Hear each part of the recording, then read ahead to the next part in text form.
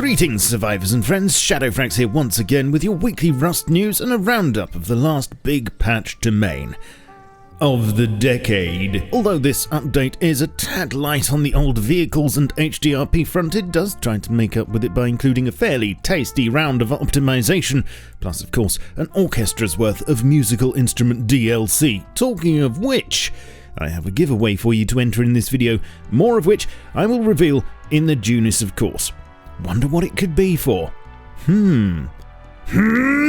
But first, Facepunch have been doing this thing lately whereby they give you an in-game item that ties in with one of their other games if you own it, i.e. a special helmet if you've got Clatter, an arcade machine if you own Chippy, and now they must be really scraping the barrel because they've introduced something for if you own possibly their most obscure game, GMOD. Introducing the Garrys Mod Tool Gun, which, if you're one of the very few people who own that game, should now be able to craft in Rust for 100 wood and 20 frags. In a nutshell, it's a glorified hammer, doing the exact same thing but with a bit more flair and 100% extra flux capacitor. You can upgrade and repair with it, and it seems to work at the same speed. However, it'll tell you what you're looking at on the little screen, and it does its business from a bit further away.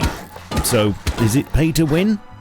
Not really, I don't think. Although you'll probably be able to think of a reason why it is and tell me in the comments. Also, it's worth mentioning that it has two effects settings, either standard or classic Gmod, and this can be toggled with toolgun.classic effects, true or false in the console. The musical instrument DLC is now here, of course. It's currently 10% off on the store until the 12th of December and gives you the ability to craft 10 musical instruments which cover pretty much all the bases when it comes to playing songs. As mentioned previously, there's MIDI support, and you can either use hardware or software as an input.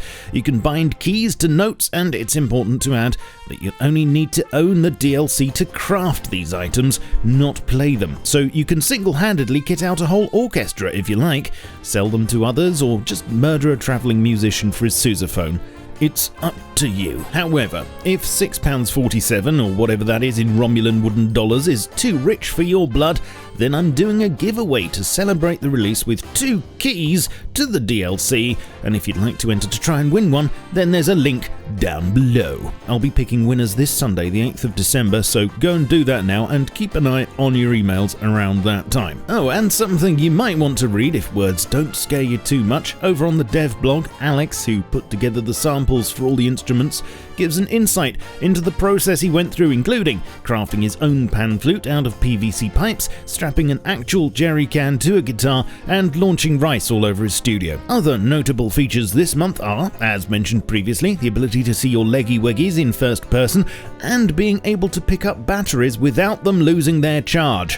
What a time to be alive. I promised you optimization in this update, and there has been a fair bit. You can read a lot more about the exact details on this week's dev blog. However, in brief, load times were significantly optimized, and although owning an SSD is still highly recommended, in tests now, medium spec HDDs should go from boot to main in less than half the time they used to, and potato HDDs could possibly have you ready to go in around a minute instead of 4.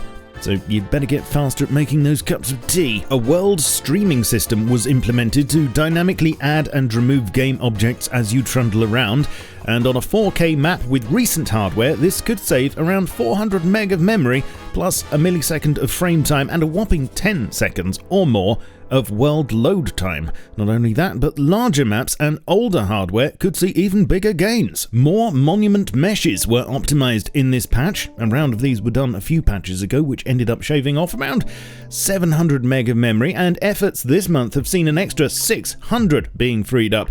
This is about as much as is possible with current software limitations, but the team are hoping to claw back even more when HDRP lands. These improvements also help out with texture streaming, which will now allow for higher quality textures using the same amount of memory, and a long overdue optimization was made to processing hair meshes when dressing players.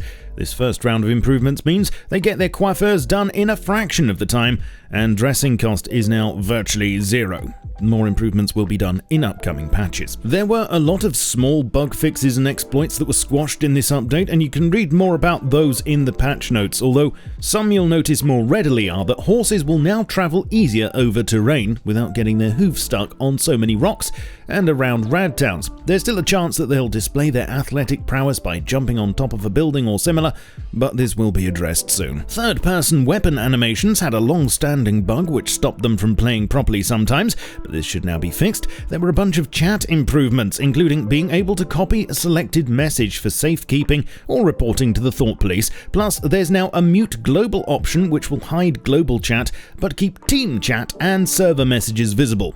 Handy. Garry made some changes to player scale differences to make things a bit fairer. Useful if you had a particularly big head, I guess. Also, I need to tell you that you can no longer order servers by wipe date due to abuse by server owners. This is why we can't have nice things. You can still see the wipe date against a server in the list, of course, but that's it. There were a few new admin commands, most of which I've already told you about in previous vids, I think, such as kill player and admin time, but there's also now global.sleeping users, which will print out a list of all sleepers, and global.sleeping users in range, which does the same, but in a given range and sorted by distance. Finally, in works in progress. You should know by now Rust is coming to console next year, unless you've been living under a workbench for the last month or so. Check out my videos on that if you need to though. And a couple of interesting things from the commits. Andre's working on a branch called Ring Road, and what this means is only guesswork right now, although there's something here about 2 lanes. Let me know your guesses in the comments. And lastly, not even Rust is safe from the damn things. Looks like we'll be getting emoji in chat. Possibly. Remember, enter that giveaway below if you'd like to maybe win some instruments. Do the thing with the like and subscribe buttons and the notification bell, which ThemeTube intentionally broke some time ago. Please support my work here on Patreon, like these amazing chaps on the right do. Join me on Twitch, where I stream 3 times a week, and stay up to date with me on Twitter, Facebook, Discord, and my Steam group. Links below. But in the meantime, keep calm and stay rusty. Cheerio.